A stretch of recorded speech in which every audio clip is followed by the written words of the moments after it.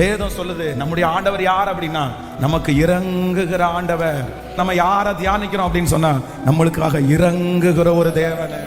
நமக்கு ஒருவேளை அப்படியே கொடிய பாவங்கள் நமக்கு இருக்கலாம். ஆண்டவர், நான் எல்லாம் செஞ்சதுக்கு ஆண்டவர் என்ன பண்ணணும் தெரியுமா பாஸ்டர்?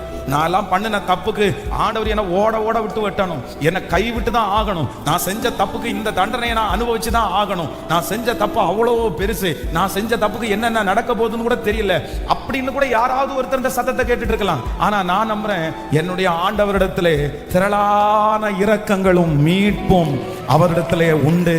அவருடைய இரக்கத்திற்கு முடிவே இல்லை, அவருடைய அன்பிற்கு அளவே இல்லை.